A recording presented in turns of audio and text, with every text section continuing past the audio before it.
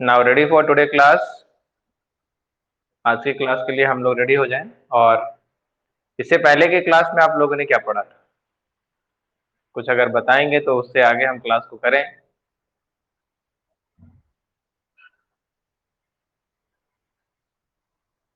हाँ, autotrophic nutrition हो गया और हेट्रो केमोट्रॉफिक न्यूट्रिशन आपने कर लिया था। यानी ऑटोट्रॉफिक न्यूट्रिशन का कंप्लीट पार्ट हो गया। अभी हम लोग पढ़ने वाले हैं हेट्रोट्रॉफिक न्यूट्रिशन। ठीक है, तो आज का हम लोग का जो टॉपिक है वो है हेट्रोट्रॉफिक न्यूट्रिशन। तो सेकेंड टॉपिक आप बना लेंगे हेट्रोट्रॉफिक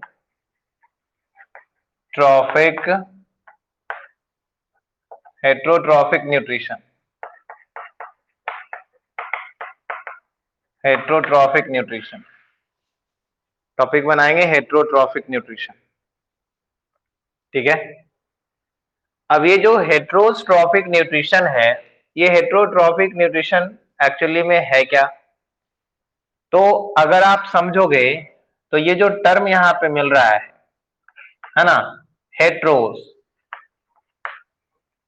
हेट्रोस जो टर्म है इसका मतलब होता है अदर। हेट्रोस जो टर्म मिल रहा है इसका मतलब ही होता है अदर, यानी कोई दूसरा है।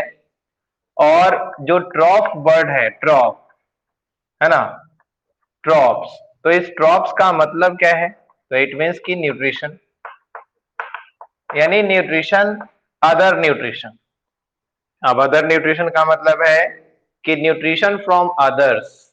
Nutrition from others it means कि अपना भोजन बनाने में अगर कोई ऑर्गेनिज्म एबल नहीं है, जो अपना भोजन खुद से नहीं बना सकता है, तो अगर अपना भोजन तुम नहीं बनाओगे, तुम्हारे पास ऐसी कोई एबिलिटी नहीं है जिस तरह से प्लांट में है कि वो क्लोरोफिल कंटेन कर रहा है ना, उसके पास बहुत सारे एंजाइम है जिसके कारण वो फोटोसिंथेसिस कर पाता है। तो ऐसे में अगर आप अपना भोजन नहीं बनाते हैं तो जाहिर सी बात है कि आपको अपना भोजन किसी दूसरे से लाना पड़ेगा। और अगर आप दूसरे पे डिपेंड रहते हो अपने फूड के लिए, तो आप हेट्रोट्रॉफ कहलाओगे और आपका जो मोड ऑफ न्यूट्रिशन है वो क्या कहलाएगा? हेट्रोट्रॉफिक न्यूट्रिशन कहलाएगा। क्लियर? ये तो बहुत आसान चीज है। तो अगर आप इसको डिफाइन करोगे, इसके डेफिनेशन को लिखोगे, तो डेफिनेशन लिखना बहुत आसान है। किस तरह से लिख सकते हैं? तो यहाँ पर डेफिनेशन लिखेंगे, the mode of nutrition. Note कर लेंगे आप, the mode of nutrition in which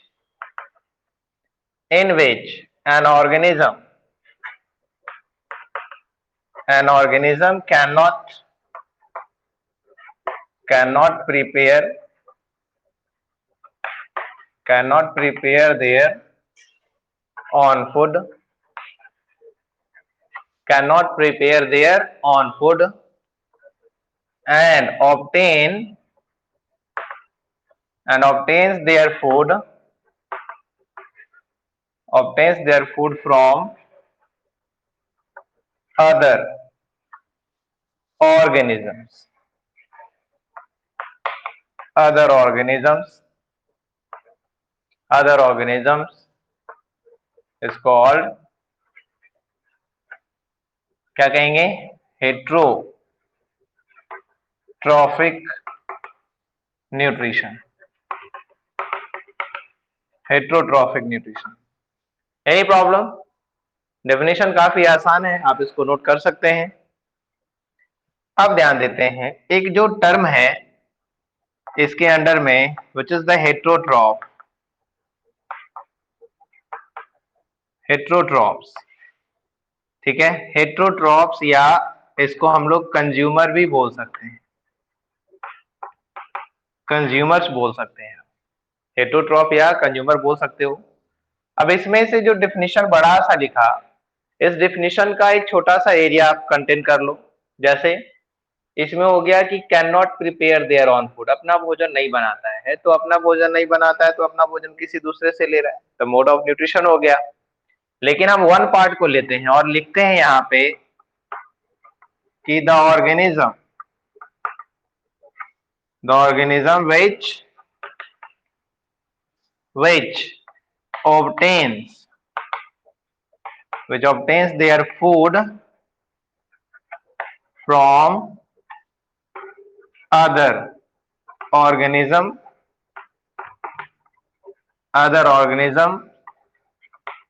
is called heterotroph.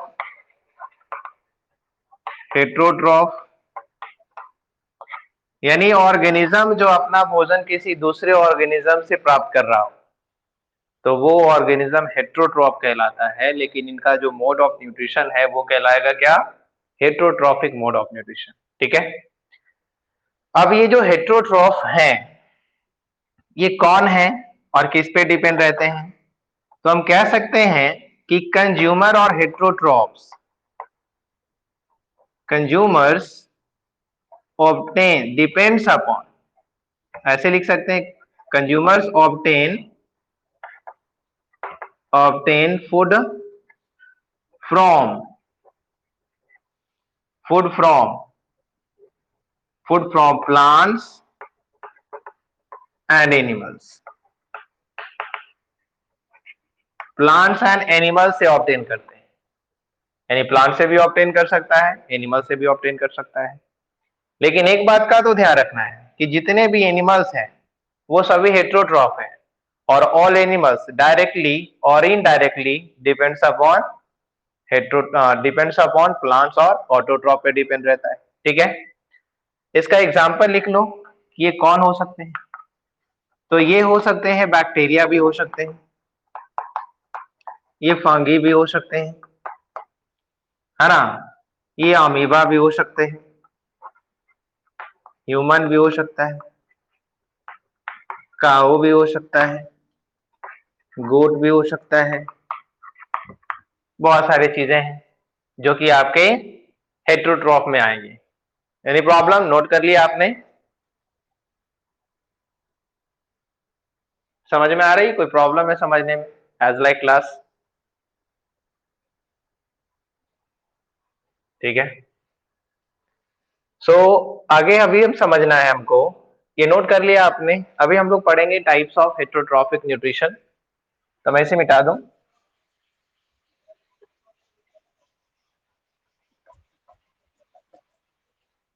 ठीक है।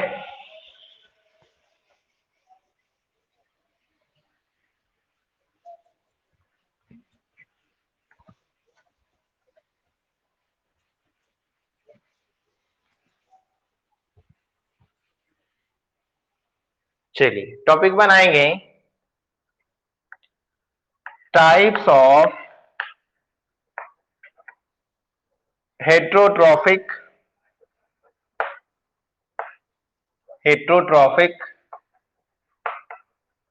Nutrition. Types of heterotrophic nutrition. तो टाइप्स ऑफ हेट्रोट्रॉफिक न्यूट्रिशन में हम लोग पढ़ेंगे इसके कितने टाइप्स हैं।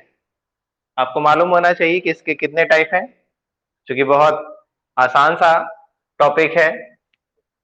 तो इसका सबसे पहला जो हमारा पार्ट है ए, तो उसको हम कहते हैं सैप्रोफाइटिक।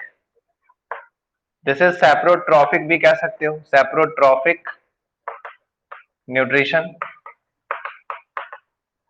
सैप्रोट्रॉफिक न्यूट्रिशन। तो ये जो सैप्रोट्रॉफिक न्यूट्रिशन है, ये एक्चुअली में क्या है? ये मोड ऑफ हेट्रोट्रॉफिक न्यूट्रिशन है। लेकिन इसमें होता क्या है? तो इसमें दूसरे ऑर्गेनिज्म से ही फूड को ऑब्टेन करेंगे, लेकिन वो दूसरा ऑर्गेनिज्म जो होगा वो डेड होगा, डिके होगा, है ना, मरा हुआ होगा, सड़ा हुआ होगा या सड़ रहा होगा। तो मरे हुए चीज से, सड़े गले चीजों से अगर भोजन ऑब्टेन कर रहा है, फूड अगर ले रहा है, तो वो सैप्रोफाइटिक हो जाएगा। बिकॉज आपको मालूम होना चाहिए कि ये जो बर्ड है सैप्रोस, जो बर्ड है, इसका मतलब होता है डेड और डिकेइंग। इसका मतलब होता है डेड और डिकेइंग। तो डेड और डिकेइंग होता है तो इसका डेफिनेशन बन जाएगा। डेफिनेशन क्या बन जाएगा? क्या होगा? द मोड ऑफ, इसका शॉर्ट कर लो, the mode of heterotrophic nutrition, The mode of heterotrophic nutrition in which an organism obtains their food from dead or decaying substance is called, क्या होगा, सैप्रोट्रॉफिक न्यूट्रिशन। सैप्रोट्रॉफिक न्यूट्रिशन, ठीक है। तो इस तरह से अगर आप लिखते हैं कंप्लीट, इस तरह से डेफिनेशन अगर लिखते हैं तो एग्जामिनेशन में ज्यादा मार्क्स उठेगा, है ना। लिखने का कोई और भी तरीका हो सकता है, और शॉर्ट लिख सकते हैं, लेकिन आप कंप्लीट अगर आप शो करते हो डेफिनेशन को, जो क्लियर व्यू दे रहा हो, तो आपको इससे क्या होगा कि ज्यादा मार्किंग मिलेगा, और जो एग्जामिनर होंगे जो चेक करेंगे कॉपी को, उनको अच्छा भी लगेगा।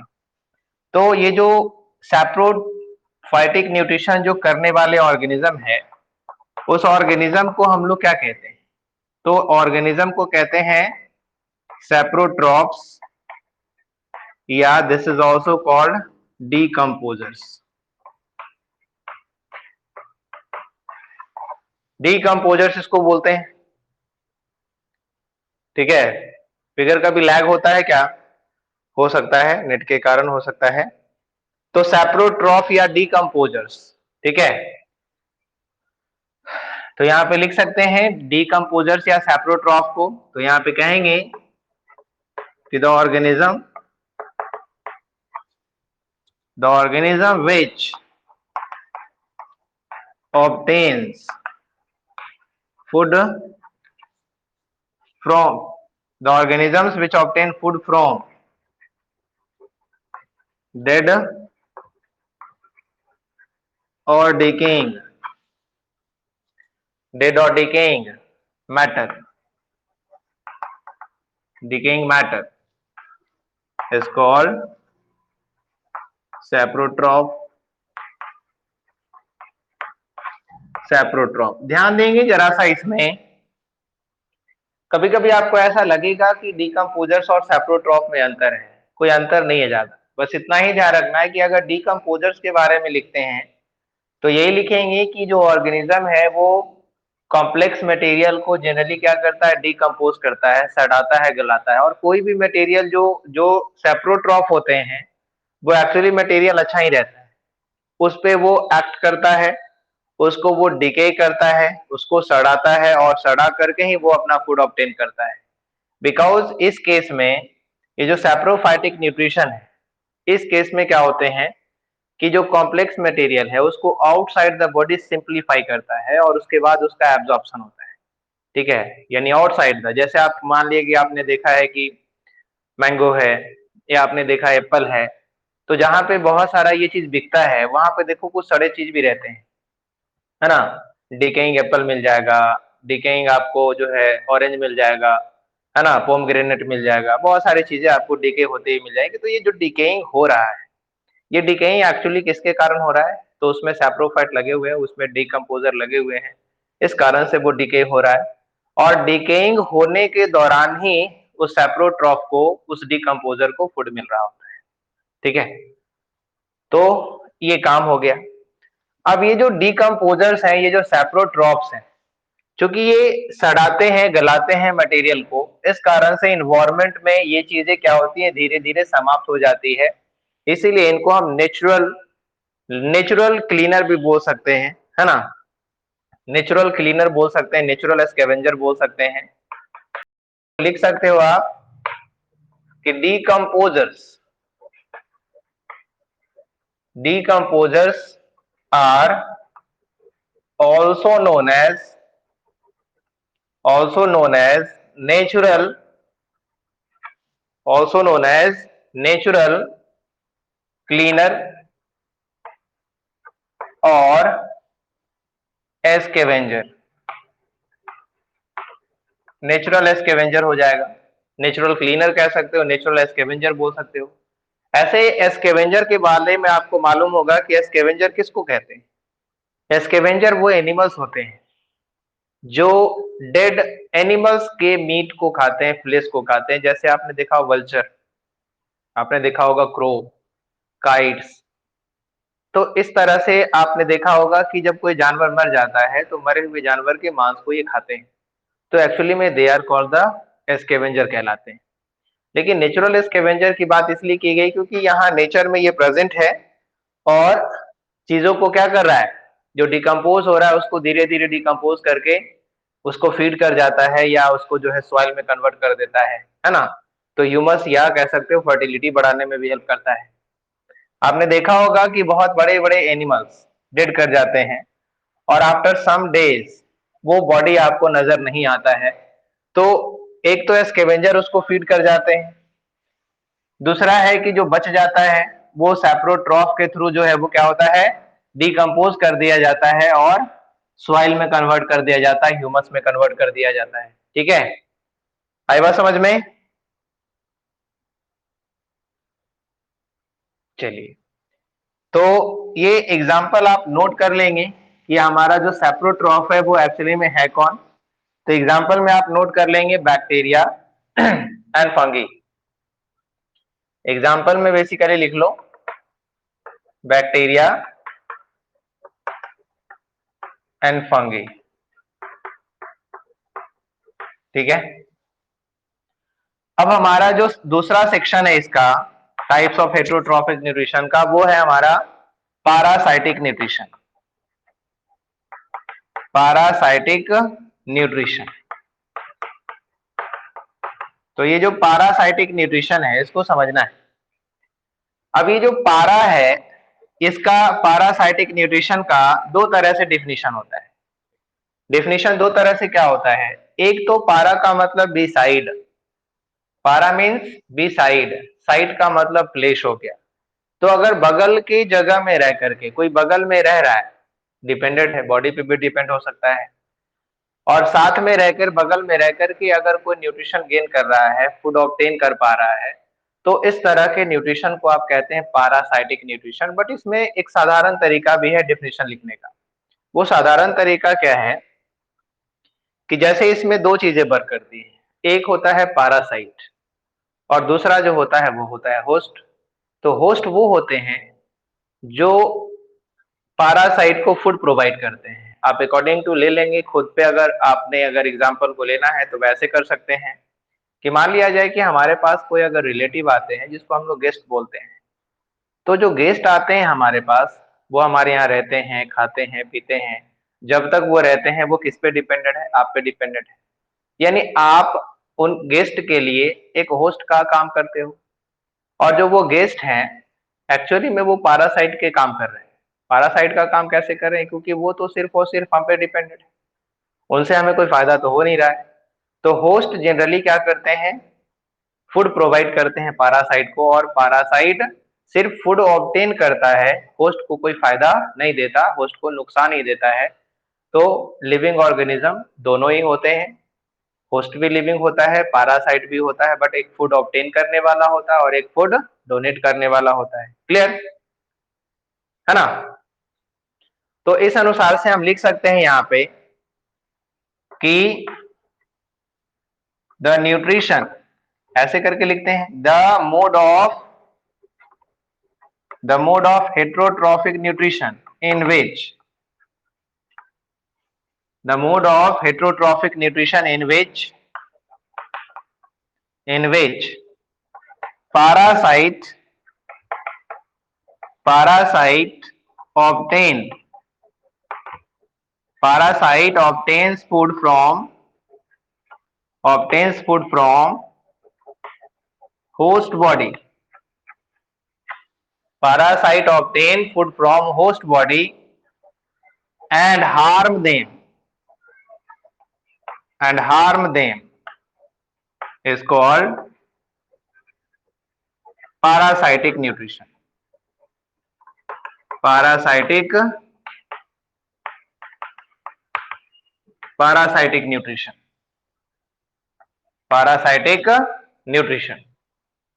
यानी आप समझ गए होंगे कि मोड ऑफ हेटेरोट्रॉफिक न्यूट्रिशन ही है जिसमें पैरासाइट अपना फूड ऑब्टेन कर रहा है, होस्ट से ऑब्टेन कर रहा है, और इस बात का याद रखना है कि उसको नुकसान भी पहुंचा रहा है। तो पैरासाइट हमेशा क्या करेगा? नुकसान करेगा ही करेगा। किसको? होस्ट को। ठीक है। अगर नुकसान नहीं पहुंचा रहा है पैरासाइट, अगर मतलब दो ऑर्गेनिज्म एक दूसरे पे डिपेंडेंट है और एक दूसरे के फायदे के लिए अगर एक दूसरे के साथ रहते हैं, जिसमें आपने सुना होगा कि ब्लू ग्रीन एल्गी एल्गी और फंगी का जो रिलेशनशिप है वो एक दूसरे के फायदे के लिए होता है, म्यूचुअल रिलेशनशिप है। This is the symbiotic relation, है ना, सिम्बायोटिक रिलेशन। इवन कि आपने देखा होगा कि राइजोबियम जो बैक्टीरिया है जो root nodules of the legume plant में रहता है, तो उससे आपके प्लांट को भी फायदा होता है और राइजोबियम को भी फायदा होता है। तो एक तरह से कहोगे कि क्या है, ये भी एक तरह से सिम्बायोटिक एसोसिएशन है। इवन माइकोराइजा एक टर्म आपने सुना होगा कभी। माइकोराइजा क्या होता है? तो roots of the higher plant और फंगी का जो एसोसिएशन है वो भी एक तरह से क्या है? म्यूचुअल रिलेशन है, वो भी सिम्बायोटिक रिलेशन है। ठीक है, क्लियर है? तो ध्यान देंगे पैरासाइटिक न्यूट्रिशन। अब यहाँ पे हम समझते हैं ये दो टर्म को। एक जो हमने टर्म अब लिखा है which is the parasite. Parasite क्या है? What is parasite? तो हम कह सकते हैं कि पैरासाइट ऑर्गेनिज्म है, यानी लिखेंगे द ऑर्गेनिज्म विच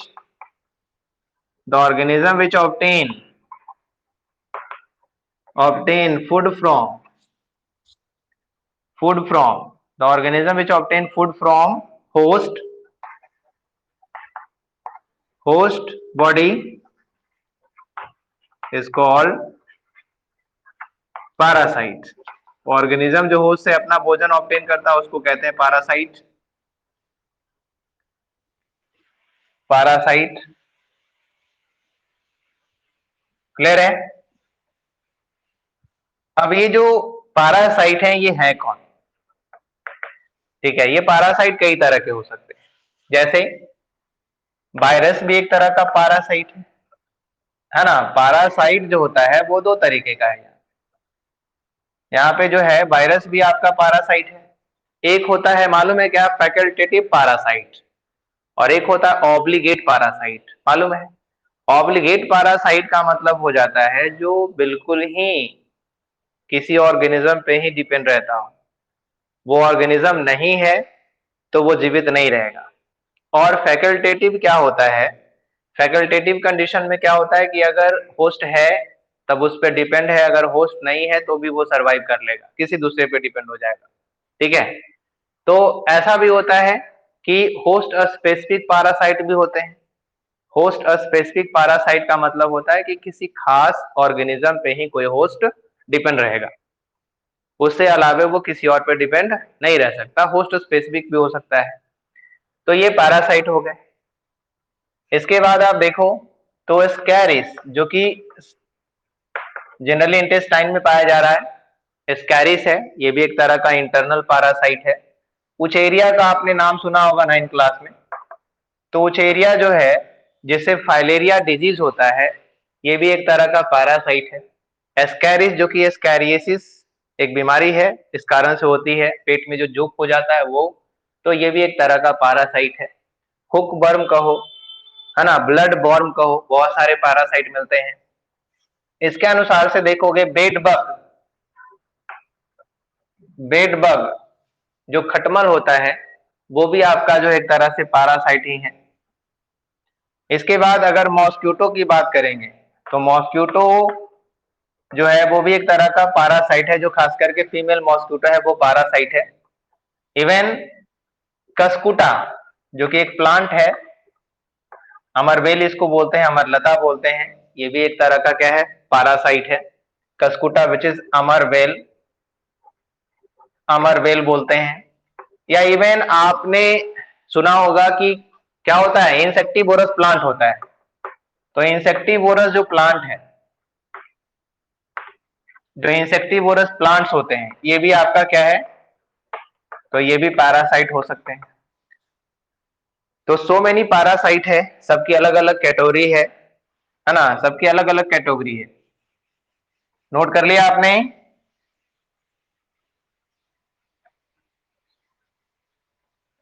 चलिए अब समझते हैं, थोड़ी सी बात करते हैं कि होस्ट क्या है। होस्ट, तो हम कह सकते हैं कि the organism which provides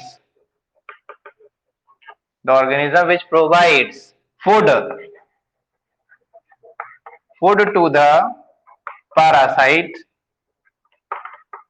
the organism which provide food to the parasite is called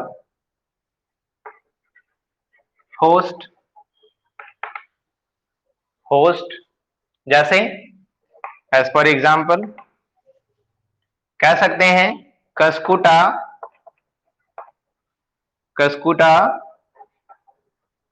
depends upon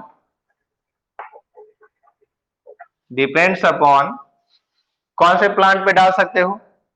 depends upon बबूल प्लांट या बबूल ट्री, डिपेंड्स अपॉन बबूल ट्री। ठीक है, तो ये जो कस्कुटा हुआ ये तो आपका पैरासाइट हुआ, और ये जो बबूल ट्री जो इसको दे रहा है फूड, ये क्या हो गया? तो ये होस्ट हो गया। क्लियर है?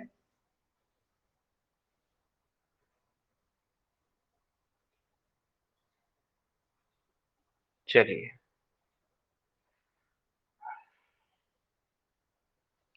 अब थोड़ी बात कर लेते हैं, कुछ पैरासाइट जो है इन सबको थोड़ा सेपरेट करते हैं कि कौन किस तरह का पैरासाइट है। एक्सटर्नल पैरासाइट है, इंटरनल पैरासाइट है, पार्शियल पैरासाइट है, किस तरह के पैरासाइट हैं वो। ठीक है, मिटा दो इसको। चलिए, नोट हो रहा है कॉपी में? क्या क्या कह रहे हो? आवाज नहीं आ रही है?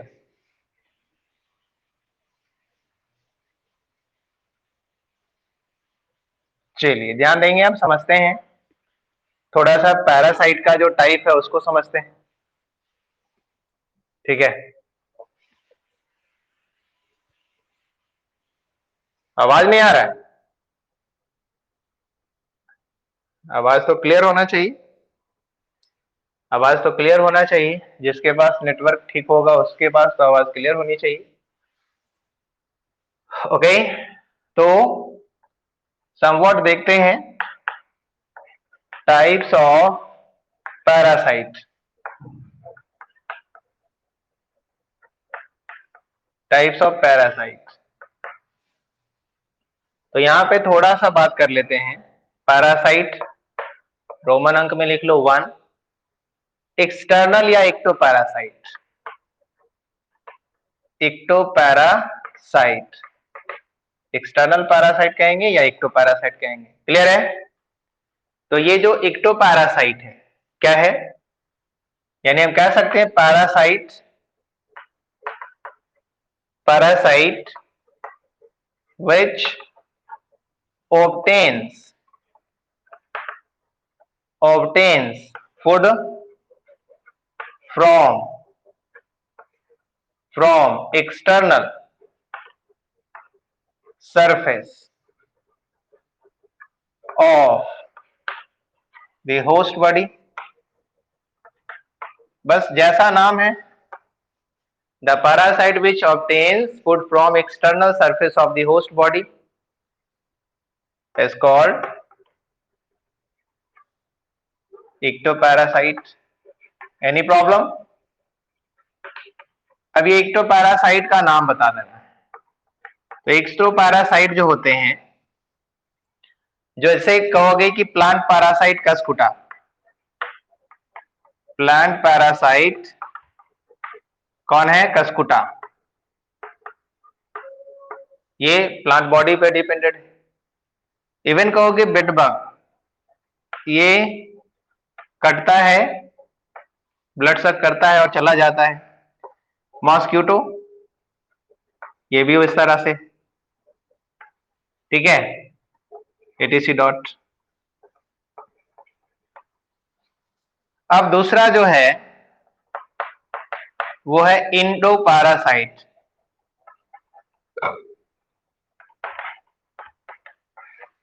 इंडोपारासाइट क्या होगा?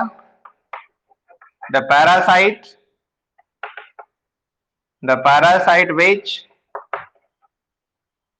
which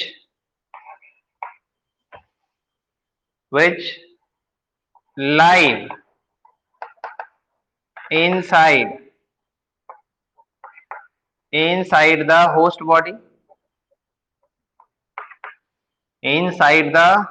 body, and neutralize them and obtain obtains food is called इंडोपारासाइट। जो रहता हो होस्ट बॉडी के अंदर में और अंदर रह करके ही अपना भोजन ऑब्टेन करता हो, तो उसको कहते हैं इंडोपारासाइट। अभी जो इंडोपारासाइट है वो कौन है? आप एग्जांपल लिख सकते हैं इंडोपारासाइट का।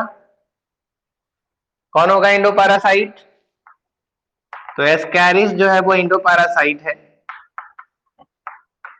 उचेरिया जो है वो इंडोपारासाइट है। इसके बाद लाइस तो नहीं, लाइस तो आपका एक्टोपारासाइट में हो जाएगा, है ना, लाइस तो एक्टोपारासाइट में हो जाएगा। और वायरसेस जो है वो एक्टोपारासाइट है। कुछ बैक्टीरिया भी है जो इंडोपारासाइट के फॉर्म में आ जाएगा।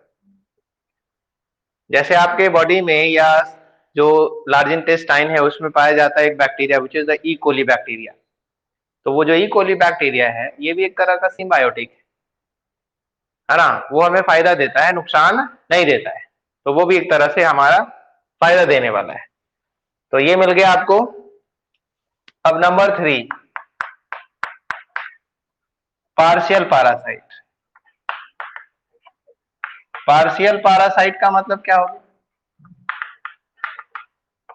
पार्शियल पारासाइट मीन्स हो गया कि वो टोटली डिपेंड नहीं है, कुछ ना कुछ जो है न्यूट्रिशन खुद से करता है, अपना फूड खुद से भी बनाता है, तो उसको समझते हैं।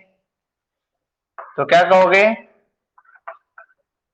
The parasite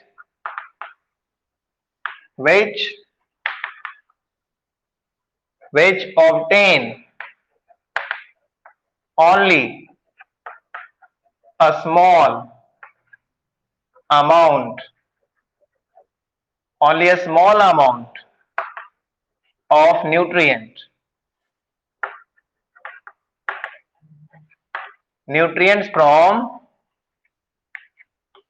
from host body is called partial parasite. Partial parasite यानी जो पैरासाइट है वो only small amount of nutrient जो है वो होस्ट से लेता है, पूरा नहीं ले रहा है, ज्यादा नहीं ले रहा है, यानी खुद से अपना भोजन बना भी लेता होगा, या हो सकता है कि किसी दूसरे चीज पे भी डिपेंड रहता होगा, सेप्रोफाइटिक न्यूट्रिशन भी कर सकता है वो, है ना। तो कई मोड वो अपना सकता है, बट बेसिकली हम यहाँ पे जो बात करने वाले हैं वो बताने वाले हैं पार्शियल में किसका? तो एग्जांपल में insectivorous plants such as peacher plant,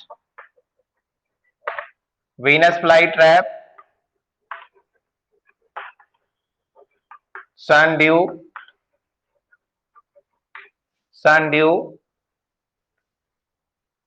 है ना,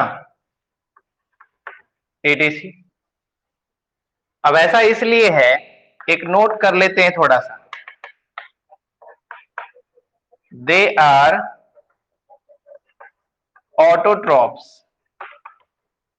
ये सब की बात कर रहे हैं, प्लांट है ना, तो दे आर ऑटोट्रॉप्स और फोटोसिंथेटिक भी लिख सकते हैं, ऑटोट्रॉफ्स और photo synthetic.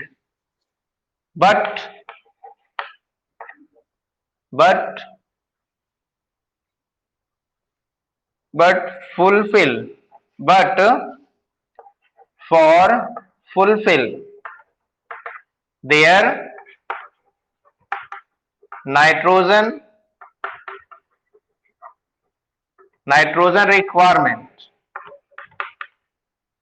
requirement they feed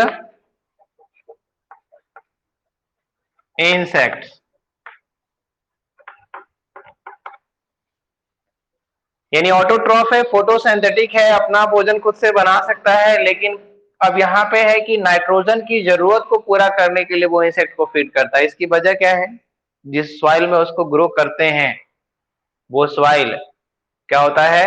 nitrogen deficient होता है। हाँ, नाइट्रोजन की कमी होती है। ठीक है, आई बात समझ में? तो कुछ ना कुछ वजह बन रहा है। अब हमारा जो टॉपिक है, लिख लिया आपने?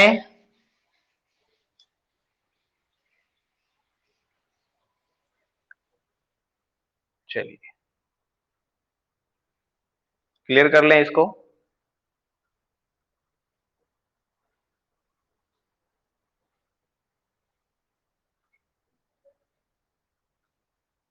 तो लगता है आज का समय पूरा हो गया है।